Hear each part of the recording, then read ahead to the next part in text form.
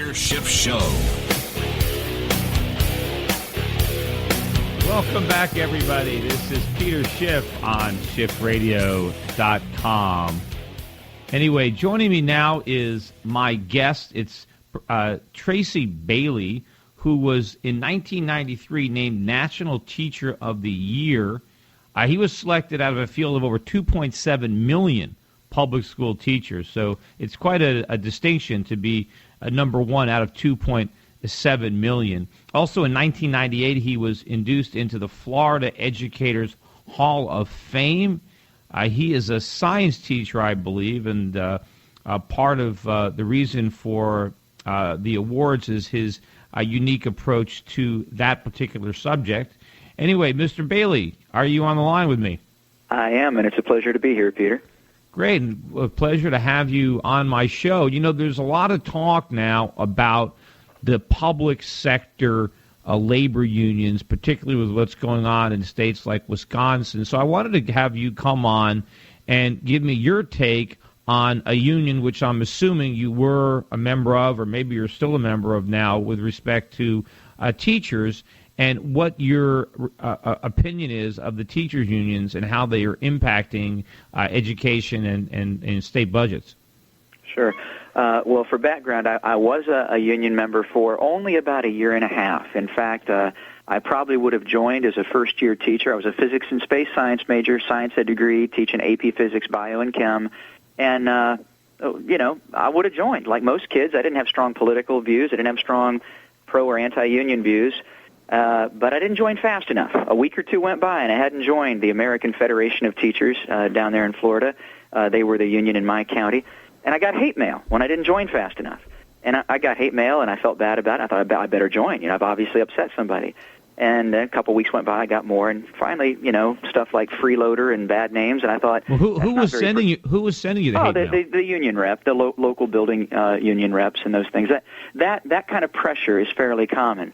I did join the union 4 or 5 years later when I won the County Teacher of the Year award, and the union sent some friends to me to say, hey, you're representing all the teachers. It'd really be better if you were part of the organization that speaks for them, represents them, blah, blah, blah. And I bought that line because I was still young and naive, and I stayed a union member during the time I was county, then state teacher of the year in Florida, then the national teacher of the year for the United States. And in that lecture circuit, during that time as national teacher, I saw too frequently where the union money really goes, and I could no longer, for a number of reasons, stay a member. Now, well, where was the money? Where was the money going? Well, the unions fund themselves quite a bit. Okay, let's just say that they live higher on the hog, as they say, than any teacher that I know. I remember sitting down at some events and things and feeling guilty, thinking that literally, first time in my life I'd ever felt like that. If somebody saw me, at this event, eating this $200 plate, ice sculpture, this, that, and the other, harp player in the background, teachers back in Florida would be horrified to find out where a lot of their money goes. Now, obviously, more of it goes into partisan political issues. It goes into controversial social agendas that really have nothing to do with helping a teacher improving the classroom. But in other words, a lot of the money goes to support lavish parties for the labor union leaders. Well, and you can look at FBI affidavits. There have been raids on union offices on a fairly regular basis where union leaders, go to jail, over those things. So teacher union leaders, I'm not just talking about, the Teamsters and the Hoffa kind of stuff. The problem is the union brings that kind of mentality into what should be, a public employee sector where, teachers are professionals, teachers are academic professionals. Our view is teachers should be treated like lawyers, scientists, doctors, and engineers. They earn their respect in society and their level of compensation through their degrees and through their ideas. The problem is that the teaching profession has been hijacked by two labor unions that have more of an industrial-style militant labor union mentality. It's a disconnect. I'll speak a little bit more to the exact issues going on in Wisconsin and Ohio in a minute, but, all the Pew and Gallup surveys over the last several decades have shown that teachers are among the highest still, if we survive this crisis, still among the highest in respect and credibility, sometimes even ranking above clergy in the view of most citizens. At the very bottom of that list, who you find? Politicians, used car salesmen, and union leaders, literally. politicians, used car salesmen, and union leaders. That disconnect is a problem for teachers because we're being represented and drug into too many situations where the union is concerned about the union's income. They're not concerned about the members' income. Oh, yeah. They're concerned about the union's income. Well, absolutely. You're mentioning this. It's just coincidental, but there's a story in today's Daily News about this party. Free Spending United Federation of Teachers, brass, last year spent nearly $1.4 million for the UFT's 50th anniversary gala party at the Hilton, complete with a movie, a book. So, Wait, how much on one party? 1 point what? $1.4 million. On a party. On a party. Yeah. Must have been one hell of a party. Me? Well, the main thing I think that teachers need to know, and of course I think your listeners would be interested in, is that the general media are reporting this as an assault on teachers, an assault on public employees. In Wisconsin, taking away all their collective bargaining rights. I mean, there are some legitimate things to debate there, but even what's being presented, the bill in Wisconsin in the beginning never took away. Hasn't from the beginning, it still doesn't today, take away the bargaining rights of teachers over salaries and wages. It does say, hey, we can no longer afford to bargain over the solvency of the public employee pension. Now, even New York State does not allow this, and as I understand it, hasn't in years. It's been against the law. They have bargaining. They have forced unionism in New York. But even in New York, they don't allow you to bargain over the public employee pension. But this isn't really bargaining. That's the problem. And even Franklin Delano Roosevelt, who was a champion of the unions, was against public sector unions. FDR said we should not have government workers unionized. He even understood the problems there. You don't have real bargaining. What should happen with the bargaining is, look, if you don't like the job, if you don't like the benefits and the salary, then quit. Nobody forces anybody to be a teacher. No one forces anybody to be a fireman or a policeman or any government worker. If they don't like the level of compensation, they can quit. And if everybody starts quitting, then they're going to have to raise the pay in order to attract people. But the fact that they don't want to quit, that they like the job, must mean that the pay is adequate. Yeah. Well, I agree with that. I agree also with a few other issues related to it, though. Now, there are a lot of teachers who will say, listen, I've been teaching for 25 years. This is my degree. I can't get a new job at 50. There are different sides on that. But here's the thing, that teachers themselves are being held hostage to a mentality that their union leaders keep feeding them certain things. I mean, you see this. This is how it goes. In Wisconsin, the very first thing the union leaders kind of took off the table is they said, hey, you know what, teachers, you're right. We're not going to win this fight. You're going to have to pay more. You're going to have to pay part of your pension, which, brings it up to, just barely the national average on public employee pensions, But you're going to have to give up these things. But we, the union leaders, there's one thing adamantly we can't give up, and they tell the teachers, you can't give up collective bargaining. Well, the law doesn't ask for that, but you know what it does ask, and not only in Wisconsin, in Ohio, in Indiana, those changes are saying the union can no longer be forced to make a teacher pay the union simply for the privilege of having a job in a public school.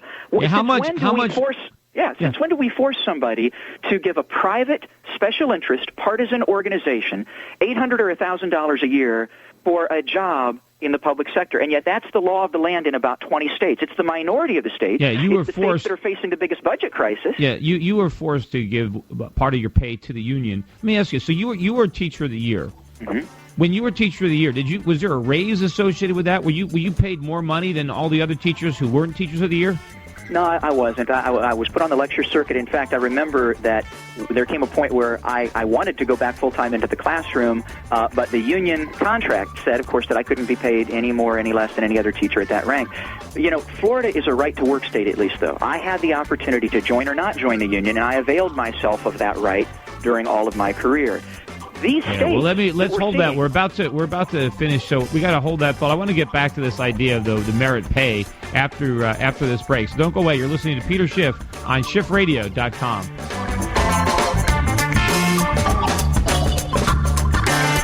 The Peter Schiff Show. Since the Peter Schiff Show was last on the air, the national debt added another $7.89 million. Luckily, Peter's intelligence is growing twice as fast. That's incredible. Welcome back to your source of sanity in an insane world. It's the Peter Schiff Show. Welcome back, everybody. Peter Schiff, and with me, my guest, former teacher, National Teacher of the Year, Tracey Bailey. And I started talking before the break a little bit about the concept of merit pay, which is something that unions have consistently opposed. And here we have a individual who was recognized as being an outstanding teacher. And my point was he wasn't able to earn any more money than the average teacher, or maybe teachers that were performing poorly. I mean, did you get any kind of sense as a teacher that there was no reason to excel because no matter how well you did versus your peers, you would just make the same as the people that just basically loafed off? Yeah, I think there's a feeling even among teachers where even if it's not about direct compensation, they say, wow, I'm working my butt off, I'm doing this. Nobody likes working with a slacker, and certainly not when you see some kids being hurt because somebody's doing the bare minimum. Now, don't get me wrong. I think the vast majority of teachers in America are working their butts off. The job has gotten harder over the years, and there is much greater accountability now for test scores, for academic results, both on teachers and principals. But it is a shame that, there's not a little bit more emphasis on, if you do a great job as a teacher, there is a way for you to move up in the profession rather than leaving teaching altogether. This idea, there are more districts that are experimenting with, some issues of performance pay or giving teachers extra pay if they accept greater work, greater responsibility, greater accountability. Some of that's going on, but the unions themselves will not really be open to that discussion. The main problem I think I have with this whole situation is the minority of the country has forced union dues for teachers. And until that's changed, you have a situation where it's basically how much democracy can you have in a single-party communist state? I mean, how many people can you vote for when there's one party, one union, and you're forced to pay them? Yeah, you're not going to see competition and freedom. And, of course, the whole idea is if the unions are really that good, then why do people have to be required to join? If it's such a great deal, why can't people – why aren't they just joining on their own? That's exactly right. In the majority of the country are right-to-work states and right-to-work for teachers, right-to-work for public employees. If somebody wants to join the union, let them. If they don't, they shouldn't be forced to. That's the thread going through all of these fights, is the union is gasping and clawing to protect its monopoly coercive power to take, thousands of dollars from teachers. It shouldn't be that way. And you think what other organization other than a labor union has the right to compel membership, has the right to force you, other than the government? I mean, the government does that where, I'm a stockbroker, and so the government says, if you want to be a stockbroker, you are required to get this license and pay dues to this organization. And if I don't do it, then I can't practice my profession. But this is the government requirement. Now, I still think it's wrong. I don't think they should be able to, but it's the government requirement. But here you have a private union saying, you can only have this job if you pay our dues. And if you don't, we can block you from working. We can prevent you from having a job. It's insane. If somebody said, in order to get a job here in this public school, you've got to pay my Baptist church or my Presbyterian church or my Masonic lodge X amount of dues, people would just flip out. But the union, private special interest, can do that. If they take, and literally, I mean, that's what Wisconsin's main issue comes down to. It's going to be the argument in a lot of other forced union due states. These are the states where that attitude did not help the steel industry, did it? That attitude did not help the United States auto industry. That attitude and that sense of entitlement and coercive power have driven some American industries, into bankruptcy.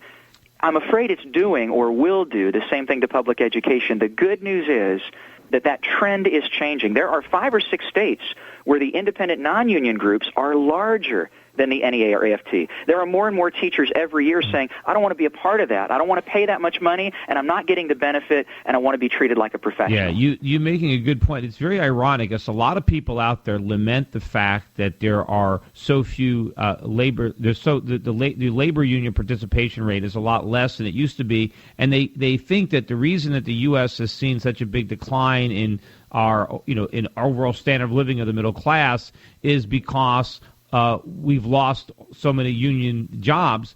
But what they don't understand is the reason that those union jobs are gone is because the unions themselves helped to destroy the companies that they were working for.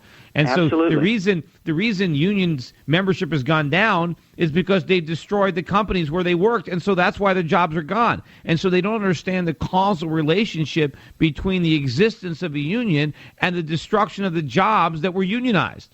No, it's absolutely right. There's no feedback loop. There's no control. The union will take and take and take until it consumes, like a parasite, that organism that it's living off of. That's not what we can allow in public education. Again, the trend is already changing. Nobody stepped in and forcibly changed private sector unionism and said, you can't belong. It hurt itself.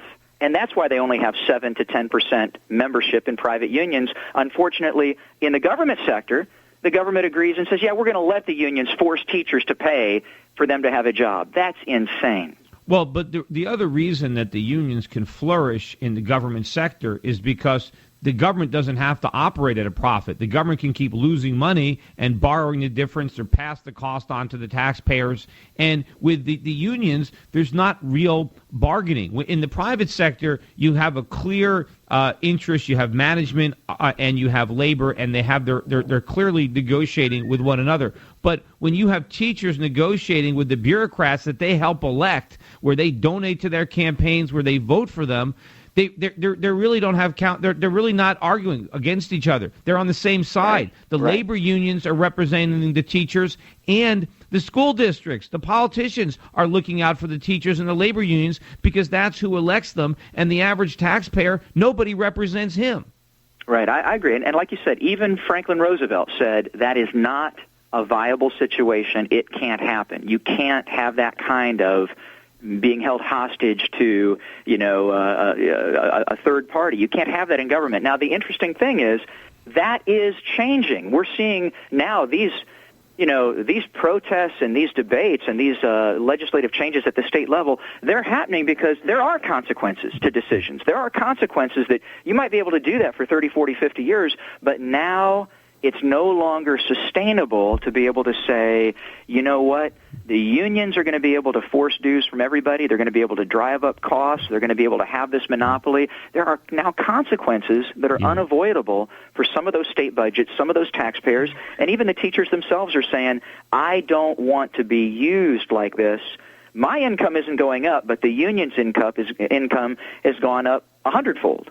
Yeah, and part of the justification, the arguments, being used in Wisconsin is, well, we've had this collective bargaining for 50 years, and so we shouldn't change it. But just because we've been doing something for a long time, if it's wrong, it doesn't mean it should continue. And in fact, the reason the states are in such dire straits in large part is because they continuously cave in to the unrealistic demands of the labor unions. So we have to put an end to it. And if people want to say, well, no, this is a right, we have a right to collective bargaining, well, you don't have a right to that job. No one has a right to get a job as a teacher or get a job as a fireman. That's you can apply for one, but it's not your right to that job. You don't own that job. The taxpayers decide to employ you. And if you don't like the terms by which the taxpayers are willing to employ you, then work in the private sector. Do something else. But what Wisconsin is saying is, look, if you want to work for the state of Wisconsin, then collective bargaining you give that up. And if you don't want to give it up, then go get a job in the private sector